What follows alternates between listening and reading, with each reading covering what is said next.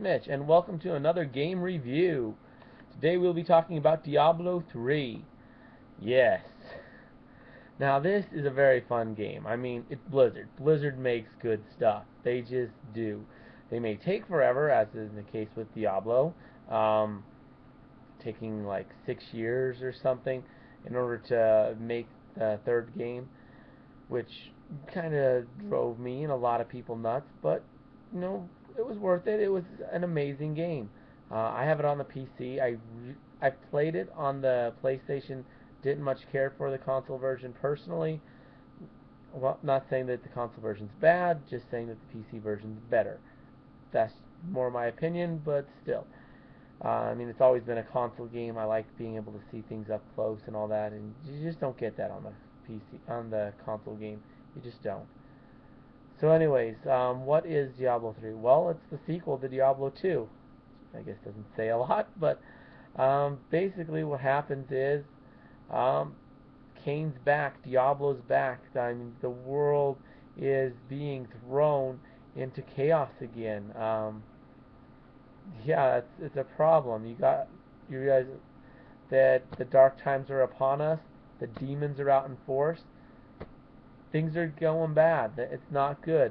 And new heroes need to step up and save the day. In this case, the Nephilim. Yes, you get to play as the Nephilim this time, which doesn't exactly mean a lot in terms of gameplay, although it's kind of cool in terms of story aspects. Um, what classes are there? Well, there's the Barbarian. There's, um, let's see, there's the Barbarian, the Witch Doctor, the Wizard. There's the trying to remember all them. There's the Monk, and then there is the Demon Hunter. So you get to pick from any of those 5 different classes, which I've played all 5 of them. I don't know why I'm saying three, but I've played all 5 of them. Um, they're all really good in their own ways. Um, yeah, they all have their own strengths. The Barbarian, great tank, great at just running up there and dishing out damage. Really good at that. I mean, what do you expect from a Barbarian? The Monk's similar, except for he's not so. He runs up there and he's more defensive than anything. He's just really good at not getting hurt, and he's a frontline fighter. But his damage he deals it much slower than other classes, but he's a lot harder to kill than the other classes, which is makes him interesting. The Witch Doctor's a weird one. That he's strange. He's the only one that still uses mana, which is kind of interesting. But he's a very odd class. I mean, the guy he's weird, but in a cool way. He's the pet class of the game, which is nice. I definitely enjoyed playing as the Witch Doctor. Um, then of course there's the Demon Hunter. Now this guy's cool. I was a little nervous to play with him at first because he had 2 different energy types, discipline and hatred, which the fact that you have to balance 2 different energy types, you know that scared me at first. I didn't play him till later, but I found I really like the Demon Hunter. He's actually incredibly powerful. One of the best classes in the game. He focuses mostly on ranged. The Demon Hunter is all about fighting from a distance. That's how you're going to succeed with the Demon Hunter. Now, and he's also their trap expert too. Now, your Wizard, and he's your mage. He's all about magic. He's got just arcane energy, which refills very quickly. He's all about fighting from a distance as well. He's not a trap expert, but he's got some weird stuff. He's very similar to the Demon Hunter in a lot of ways, though. They both tend to fight best at a distance, but the wizard is more about avoiding damage, like getting away from it. He's really easy to kill once you hit, whereas the demon hunter, you can take a couple of blows before he'll actually go down. But yeah, the wizard is generally designed to be more of a glass cannon type, which, from what I hear of the game, anyways, and there's really not a lot of penalties for death, so being glass cannon's pretty good. So yeah, there's really no penalty for death other than a couple of seconds, which is why a lot of people go glass cannon. And the wizard really is designed to be the glass cannon. It does massive damage, but it's not just glass cannon. I mean, the wizard's designed to be able to dodge and get away from damage. That's supposed to be how the wizard is played. Now, beyond just the classes, what's going on with the story? You got new characters. You got Leah.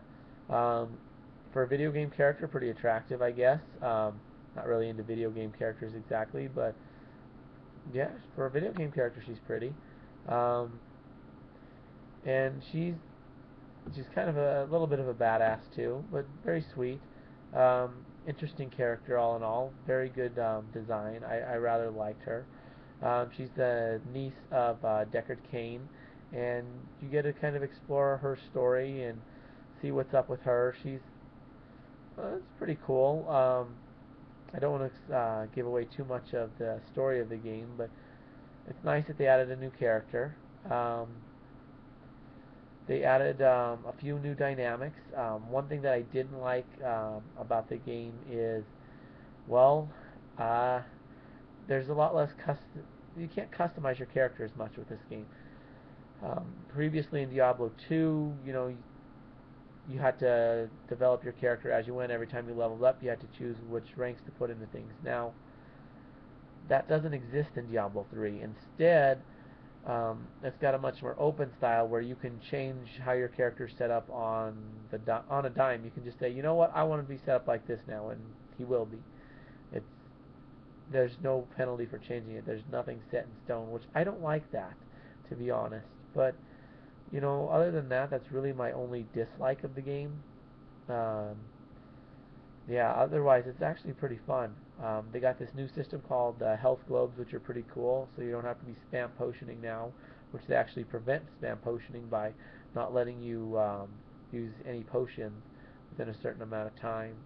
So it makes it a little harder to fight bosses. In addition, bosses are, well, if you die in a boss fight, at least if you're playing single player, I suppose if the whole team dies in multiplayer, then, well, you have to start the fight over. The boss gains all its health and you just have to start from the beginning. This is only true of actual bosses, which they go up their own little rooms and everything. Other fights, you don't have to worry about that so much. But all in all, it's a great game. One of my favorite games that I've played.